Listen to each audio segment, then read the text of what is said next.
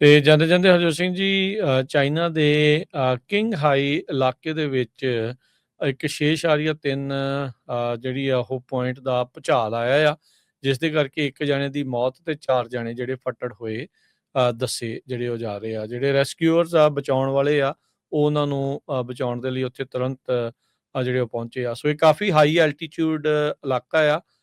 ਸ਼ਾਈਜ਼ੀ king high ਜਿਹੜਾ ਇਲਾਕਾ ਆ, ਉੱਥੇ ਇਸ ਦਾ ਜਿਹੜਾ ਉਹ ਫੋਕਲ ਪੁਆਇੰਟ ਸੀਗਾ, ਧੁਰਾ ਸੀਗਾ ਜਿੱਥੇ ਭੂਚਾਲ ਜਿਹੜਾ ਉਹ ਆਇਆ, ਜਿਸ ਕਰਕੇ ਕਾਫੀ ਜ਼ਿਆਦਾ ਜਿਹੜੀਆਂ ਆ ਉਹ ਉੱਥੇ ਕਹਿ ਸਕਦੇ ਆ ਵੀ ਹਿਲ-ਜੁਲ ਹੋਈ ਹੈਗੀ ਆ। ਸੋ 300 ਤੋਂ ਵੱਧ ਲੋਕਾਂ ਨੂੰ ਇਸ ਟਾਈਮ ਸਰਚ ਆਪਰੇਸ਼ਨਸ ਦੇ ਵਿੱਚ ਲਾਇਆ ਗਿਆ ਹੈਗਾ ਆ।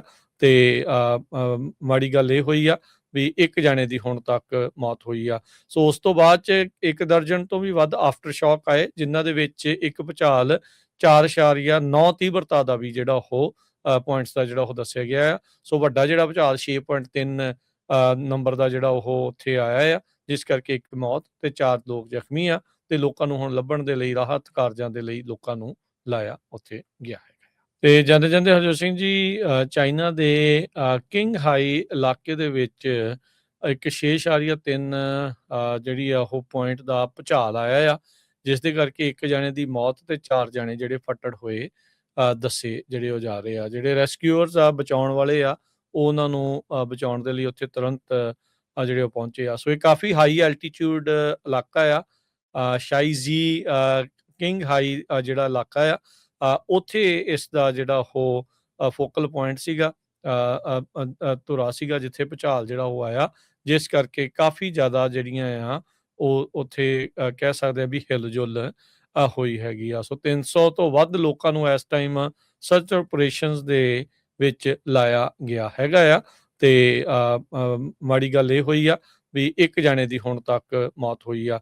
ਸੋ ਉਸ ਤੋਂ ਬਾਅਦ 'ਚ 1 ਦਰਜਨ ਤੋਂ ਵੀ ਵੱਧ ਆਫਟਰ ਸ਼ੌਕ ਆਏ, ਜਿਨ੍ਹਾਂ ਦੇ ਵਿੱਚ ਇੱਕ ਭੂਚਾਲ 4.9 ਤੀਬਰਤਾ ਦਾ ਵੀ ਜਿਹੜਾ ਉਹ ਪੁਆਇੰਟਸ ਦਾ ਜਿਹੜਾ ਉਹ ਦੱਸਿਆ ਗਿਆ ਆ। ਸੋ ਵੱਡਾ ਜਿਹੜਾ ਭੂਚਾਲ 6.3 ਨੰਬਰ ਦਾ ਜਿਹੜਾ ਉਹ ਉੱਥੇ ਆਇਆ ਆ, ਜਿਸ ਕਰਕੇ ਇੱਕ ਮੌਤ ਤੇ 4 ਲੋਕ ਜ਼ਖਮੀ ਆ, ਤੇ ਲੋਕਾਂ ਨੂੰ ਹੁਣ ਲੱਭਣ ਦੇ ਲਈ ਰਾਹਤ ਕਾਰਜਾਂ ਦੇ ਲਈ ਲੋਕਾਂ ਨੂੰ ਲਾਇਆ ਉੱਥੇ ਗਿਆ ਹੈਗਾ ਆ। ਤੇ ਜਾਂਦੇ-ਜਾਂਦੇ ਹਰਜੋਤ ਸਿੰਘ ਜੀ ਚਾਈਨਾ ਦੇ ਕਿੰਗ ਹਾਈ ਇਲਾਕੇ ਦੇ ਵਿੱਚ ਇੱਕ 6.3 ਜਿਹੜੀ ਆ ਉਹ ਪੁਆਇੰਟ ਦਾ ਭੂਚਾਲ ਆਇਆ ਆ, ਜਿਸ ਦੇ ਕਰਕੇ ਇੱਕ ਜਣੇ ਦੀ ਮੌਤ ਤੇ 4 ਜਣੇ ਜਿਹੜੇ ਫੱਟੜ ਹੋਏ ਦੱਸੇ ਜਿਹੜੇ ਉਹ ਜਾ ਰਹੇ ਆ। ਜਿਹੜੇ ਰੈਸਕਿਊਅਰਸ ਆ ਬਚਾਉਣ ਵਾਲੇ ਆ, ਉਹ ਉਹਨਾਂ ਨੂੰ ਬਚਾਉਣ ਦੇ ਲਈ ਉੱਥੇ ਤੁਰੰਤ ਜਿਹੜੇ ਉਹ ਪਹੁੰਚੇ ਆ। ਸੋ ਇਹ ਕਾਫੀ ਹਾਈ ਐਲਟੀਟਿਊਡ ਇਲਾਕਾ ਆ।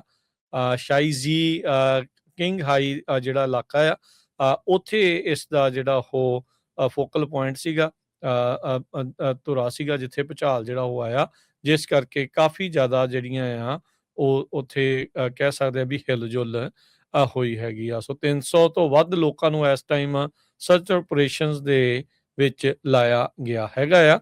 ਤੇ ਮਾੜੀ ਗੱਲ ਇਹ ਹੋਈ ਆ ਵੀ ਇੱਕ ਜਾਣੇ ਦੀ ਹੁਣ ਤੱਕ ਮੌਤ ਹੋਈ ਆ।